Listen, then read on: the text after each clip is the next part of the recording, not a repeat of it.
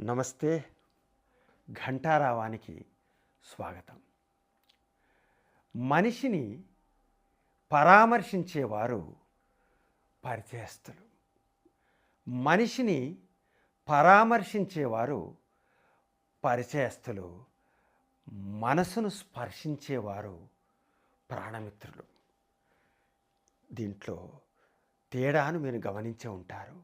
మనిషి స్పర్శ, మనసు స్పర్శ. మనిషిని పరిచయస్తులు పరామర్శిస్తారు. ఏమండి బాగున్నారా, ఏదో ఫోన్లు, ఆయన ఆరోగ్యం బాగాలేకును, వాళ్ళ ఇంట్లో ఏదో అనర్థం అశుభము జరిగినప్పుడు పరామర్శిస్తూ పై మాటలు కాదు, మాట్లాడే మాట అతని మనసును తాకేటట్టుగా ఉండాలి.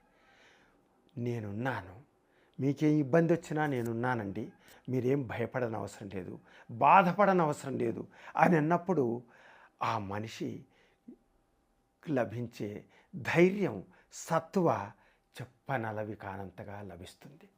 మీరు పై పూతల పరామర్శ మంచిది కాదు. అట్లాగే మనస్సును స్పర్శించేవారు ప్రాణమిత్రులు. అంటే ఎవరు? ఒక శ్రీకృష్ణుడు, ఒక కుచేలుడు. వాళ్ళిద్దరూ ప్రాణమిత్రులు. కుచేలుడు తన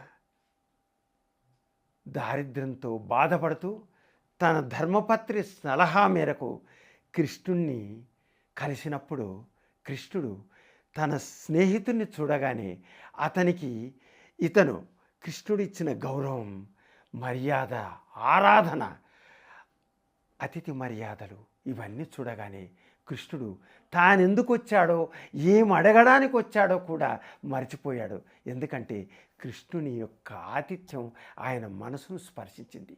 అందుకే అతను ఏమీ అడగకుండానే తిరిగి ఇంటికి వెళ్ళిపోయాడు.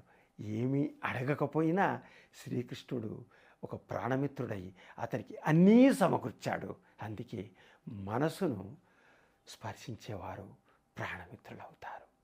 ధన్యవాదాలు.